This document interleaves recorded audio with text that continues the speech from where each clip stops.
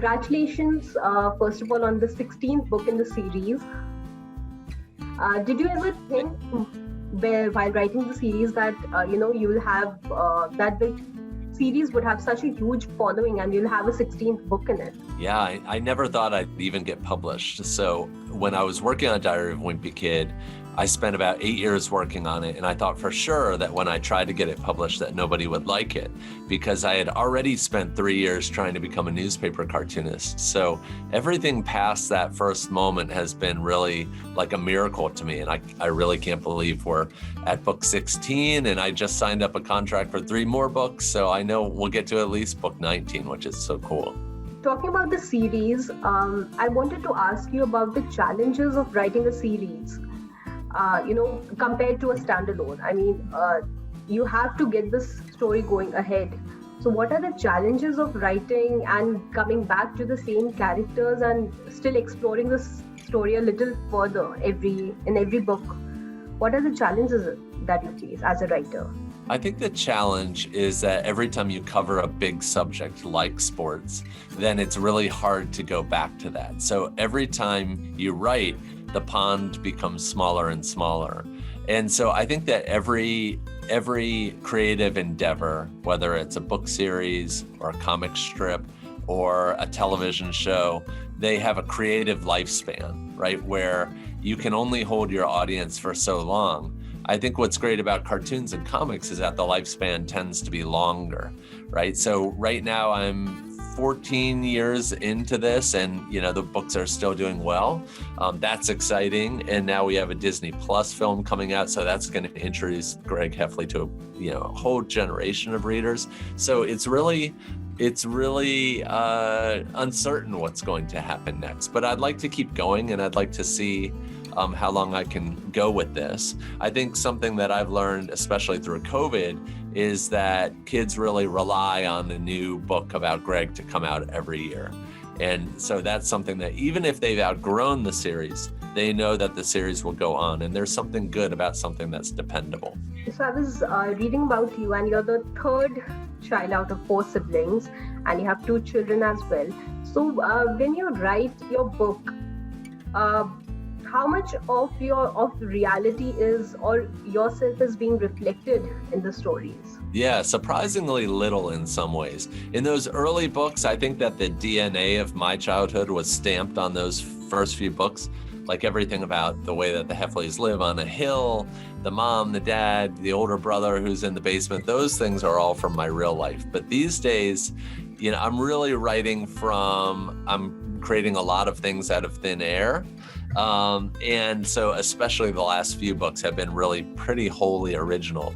However, this new book, Big Shot, is about basketball, and my family has really lived the basketball lifestyle. Both of my sons played, and we still go to tournaments every weekend for our kids. So it's really tapped into real life with this book. Did you share the story with your children, maybe, get their first-hand reaction, or with your family before getting it published? I don't. That would be a really dangerous thing to do. So I just go for it. I try not to say anything mean or untrue. And, and then I hope they like it. Truthfully, I'm not sure they even read it anymore. All right. So the book is being made into an animated movie, which is coming out in 2022. So would you like to tell us a bit more about it?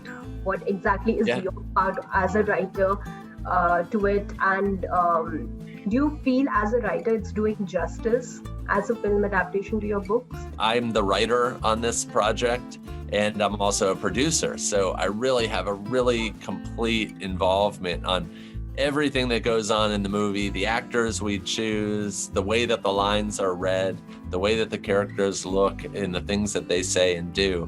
Those are mostly up to me. So it's really, if this fails or people don't like it, then I'm the person to blame. But I really think that people will like it.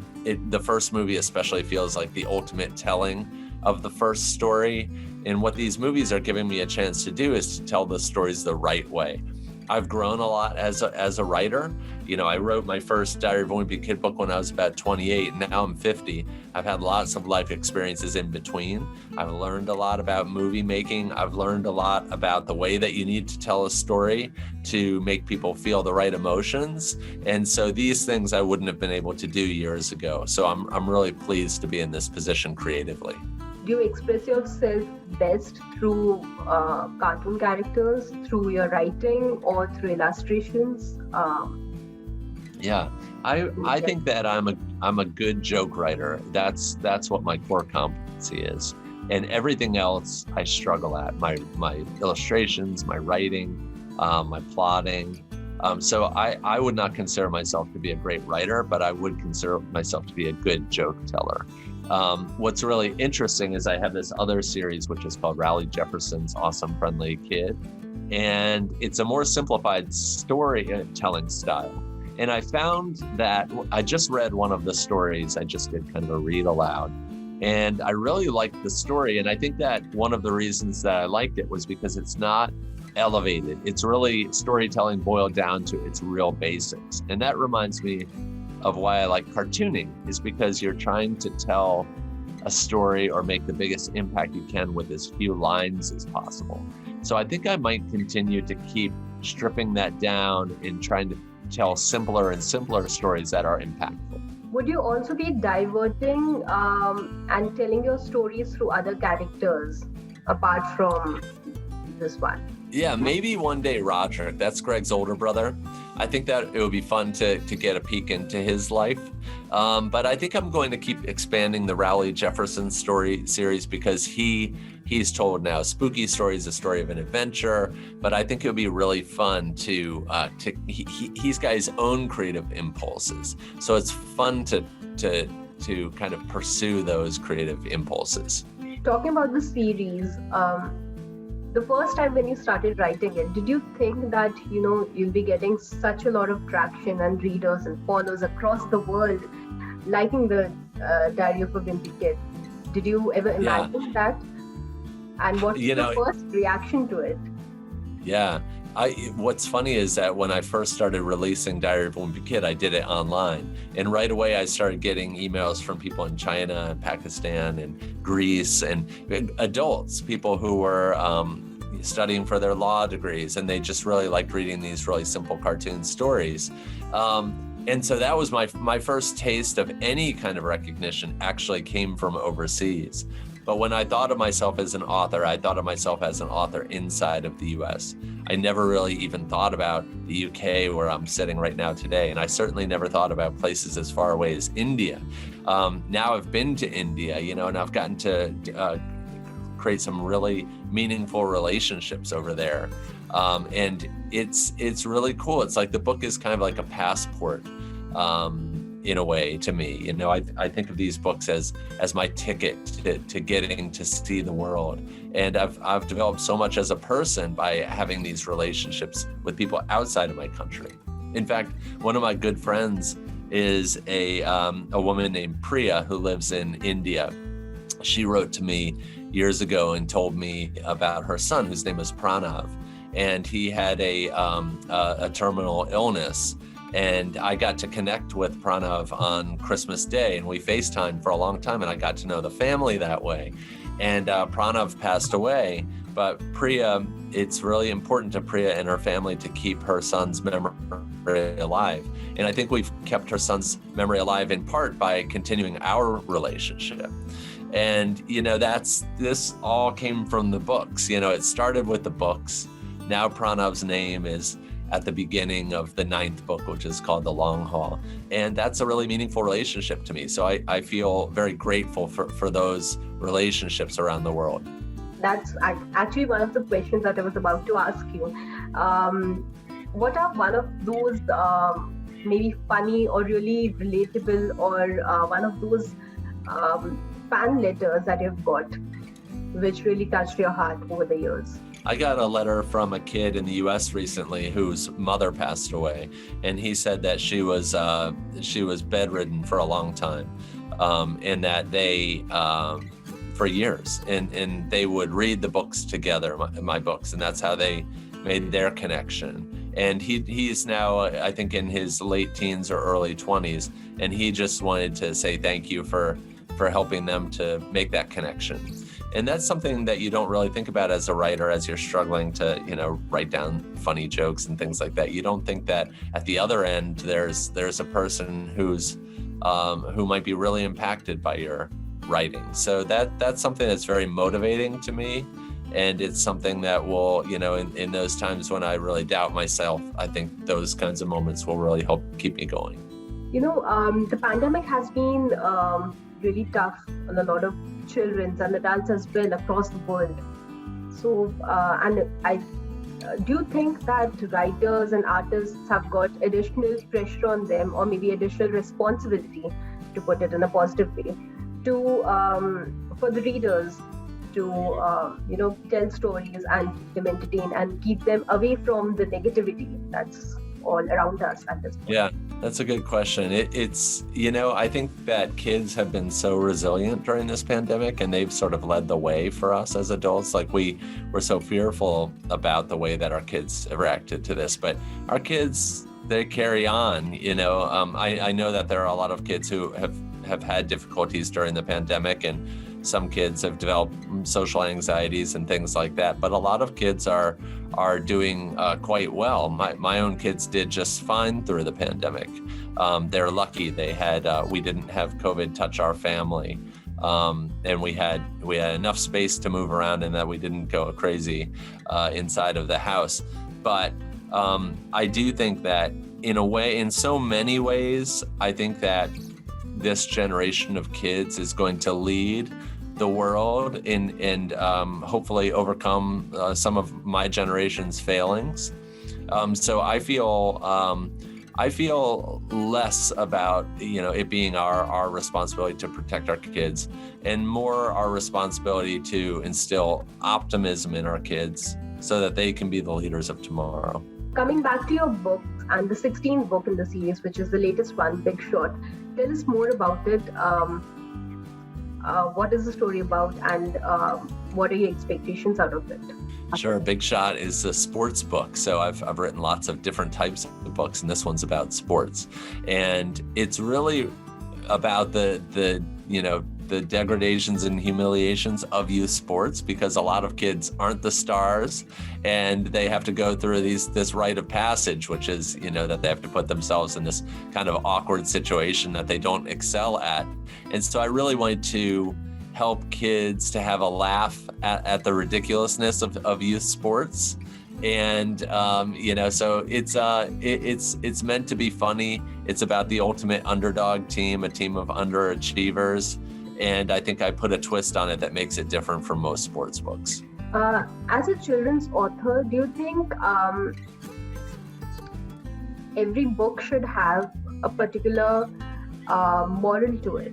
Do you think children's book really need to have a moral to it, or is it just about good storytelling and telling the moral story? Yeah, I don't think so. I think that there's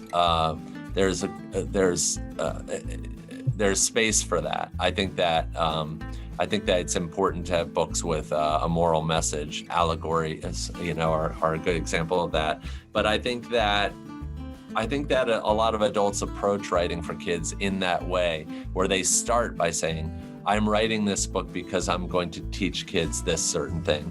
And I think that there is room for that, of course. But I also think that if every adult writer who's writing for kids thinks in that way, they're missing the mark, because kids read for the same reason that adults read, which is for pleasure, right? And so, the priority of my books is to make you laugh. The priority of another writer's books might be to scare you.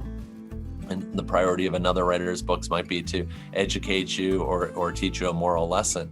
I think there's room for all of that. But I do worry a little bit when an adult is exclusively coming from the point of view of, I'm up here, you're down there, and I'm going to teach you a lesson.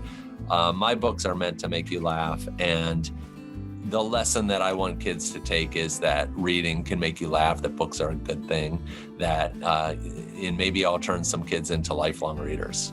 As a children's author, what would your tip be for aspiring authors? For aspiring authors? I think you really have to read as much as you can in the genre that you want to write in, because it's really hard to become a good writer if you're not a good reader. And also, I would say that my tip is to show your work to somebody who's going to give you good criticism, not just a mom or a grandma who's going to, encourage you, but you need some hard criticism. Because when you go through those difficult moments of criticism, that's how you grow. For aspiring children's authors, I would say to not start off with the idea of a moral. Think of the idea of entertainment as the priority. And then if a moral comes along with it, great. If you would like to share some of your writing process with our readers. Sure. I usually write in my car at the cemetery, so I pick an unusual spot to write. I like to work in isolation where there aren't many interruptions.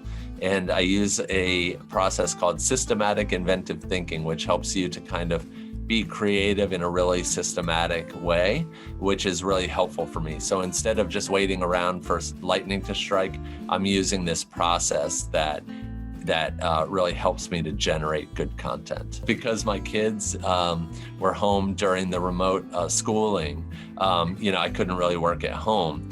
And so I took my writing to the cemetery, and that seemed to really work for me. So this is a 16th book. Have you also started working on the 17th book at the moment? Do you have an idea for it? Yeah, I'm thinking about that. I think that it would be fun to have a book about rock and roll. Like, I haven't really done a book that focuses on Roderick for a while. And so I thought it would be fun to have Greg live in Roderick's world a little bit. That would be fun, especially because we have a Roderick Rules movie coming out next year. So it would be fun to tell a story that was supported by the film. What were your first thoughts when, the pandemic has changed our lives, obviously, when it started in the early 2020s? What were your first reactions to it, and how has it changed your life as a writer or as a person or as a parent? I think that my first reaction was probably very similar to everyone else's reactions, which was fear and understanding that our world had changed. I was astonished that the world could change so much so quickly. And then we started to very slowly crawl out into the sunlight, I guess you could say. As a writer, whenever something sad or tragic happens, I tend to work. That's how I kind of get through it. I remember when 9/11 happened in our country, I just started working. I was a computer programmer at the time, and that's what I did that day, and that's all I did that day. And so I think that that's just my reaction to things. But now the way that I feel is, I feel like it's clear that this pandemic is with us here to stay. This is our world now, and we have to live in it. We have to figure out how to navigate this, and we can't live in fear, and we can't have our children live in fear.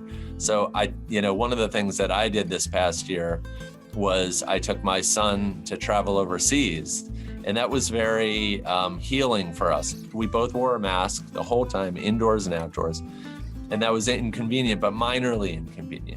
We got to see the Eiffel Tower and the Arc de Triomphe and the Louvre and things like this that we wouldn't have gotten to see if we stayed at home. So I think it's all about the mask. Wear a mask, in situations where you're indoors or talking to somebody.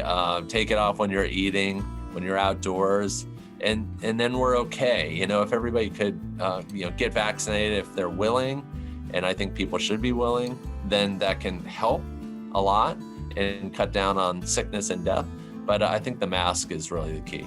Thank you so much for your time, sir. Thanks for being so prepared. You asked a lot of great questions. Thank you so much. Thank you so much for your time, sir. Thank you so much. Okay.